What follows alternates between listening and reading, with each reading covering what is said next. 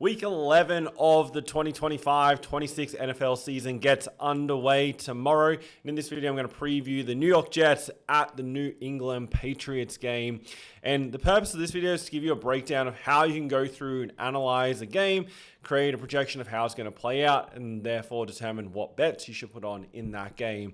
Currently, it's been a 37-18 run on the NFL. Not quite as good as the NBA has been, where we've started that season very, very well. But this year of the NFL, once again, we're hitting over 60% of bets like every season. And that's possible for you as well. And that's what the purpose of these videos are, to show you how you can go through, break down games, analyze them, and then make bets and smart bets based off of that. So looking at this matchup, I'll pop up the stats on the side of the screen here so you can look at what the NFL bet finders tell us just from an overall stats perspective of these teams on offense and defense this season. The Patriots, they're $1.11 for this game, so super short. It's even $1.10 at some places. The handicap is -13.5, so you need New England to win by 14 or more in order for them to cover the line. Or if the Jets can keep it within that margin or somehow pull off an upset here, then they'll get the cover. The total is 43.5 here. This is an AFC East divisional matchup. So both teams in that division, you've got New England leading the division with an 8-2 record, and the New York Jets last in the division with a 2-7 record. As always with the division games, they play twice per season. Last season, these sides split the meetings, with the home side winning both their games. The New York Jets won at home 24-3 in the first matchup, and then New England won their home game 25-22 later in the season. This is the first game between them this year. Firstly, we'll break down both sides, and then we'll look at what it's going to take for either team to win the game and what bets we can make based off of that. So the New York Jets, they've won 2 in a row, back-to-back wins with the bye in between. They lost 7 straight to start the season, but have now started to put some wins on the board. They outscored Cincinnati 23-7 in the fourth quarter to win by 1 point a few weeks ago. Then off their bye, they won their first home game of the season against Cleveland by 7 points.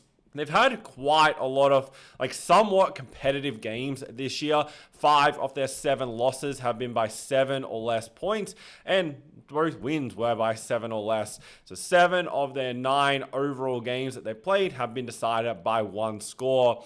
They lost Garrett Wilson last week to Indy, and at the wide receiver position definitely impacts their passing game, which isn't very good already. So that's a major concern there for the Jets. They got away with it last week in that game against Cleveland, but it's unlikely to be the case against the Patriots here. For New England, they started the season with that shock home loss against Las Vegas, who are now 2-7 side. But basically, since then, they lost the game against Pittsburgh as well. But since then, they've gone on to win 7 straight games, dating back to week 4 against Carolina. They've scored 23 or more points in all 7 wins, plus the earlier win against Miami. The first 5 games of this current win streak, they conceded 20 or less points in all 5 of those games. Their last 2 wins, they've conceded 23 in both, against Tampa Bay on the road last week, and prior to that at home against Atlanta. And they kind of did get away with that game against Atlanta a little bit. Atlanta missed an extra point late in the fourth quarter, which would have tied the game. Atlanta then got the ball back after New England weren't able to retain possession and get the first down. So they had to punt. Atlanta got the ball back and had a big opportunity to still win that game. They could have kicked a field goal. They had a 1st and 10 at about halfway. It was on the New England 48-yard line with more than 2 minutes remaining at that point, and they gave away an intentional grounding penalty that backed them up to needing to gain 20 yards to get the first down, and ended up having to punt on 4th and 20 instead of go for it. That gave the Patriots the ball back, and they were able to run out the time from there. New England currently hold a 2-game lead on Buffalo, which is obviously the big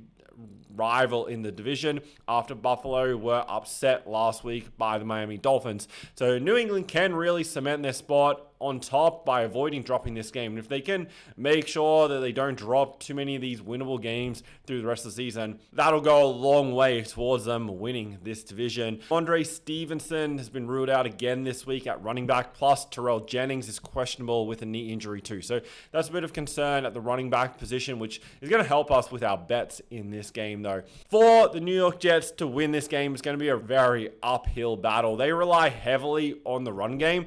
even with a 2-7 record, which most teams with that kind of record get in situations where they have to pass the ball a lot. The Jets still average the 9th most rush attempts per game.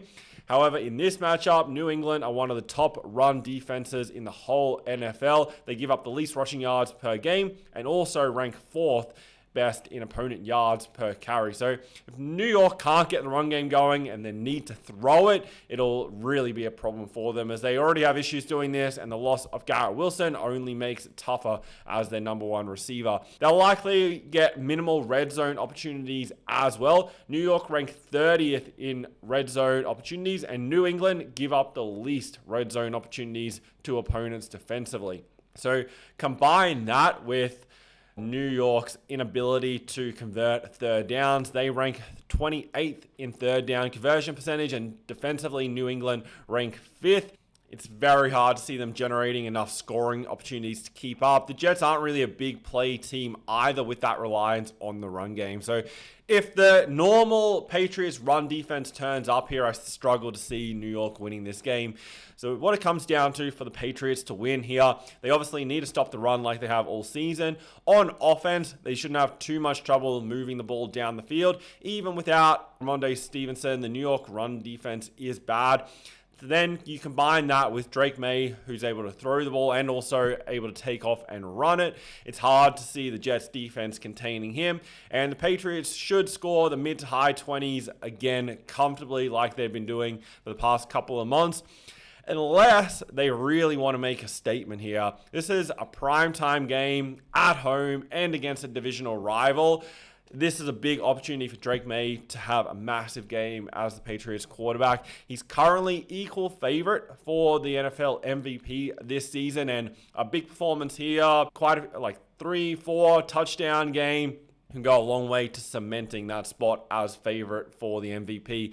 New York are ranked last in forcing turnovers, so that's not even a major concern for the Patriots either. So overall, this should be a pretty easy win for New England, and as I said, it's a game that's crucial they don't lose here based on where they're sitting. Buffalo is going to keep putting pressure on them. They need to make sure they pick up these wins as they go through the rest of the season. As we know, losses against low-ranked sides end up being costly at the end of the season, and at the end of the day, the Jets shouldn't really be able to move the ball down the field too well here, and New England should find points on most possessions. For me personally, I wouldn't take minus 13.5, even though I think New England would win. I just don't lay that many points in the NFL regardless, and just generally, that's too many points to lay in an NFL game, especially a divisional game. I'd rather play the minus 6.5 at about $1.40 instead of minus 13.5 at $1.90. With the NFL, there's always a possibility that New England could be up 17 points with 5 minutes to go, and the Jets score a touchdown, and then from there, they bring it back to a 10-point margin, and from the rest of the game, New England just focus on running down the clock with that lead. So that's why I don't like to lay too many points, because teams aren't really incentivized to win games by big margins. This one has a couple of factors that could allow you to buy into it, but it's still quite a significant risk, and I just don't think it's necessary for you to take that. In terms of props, this is a game where there's the potential of a blowout, and props can be tricky in this game.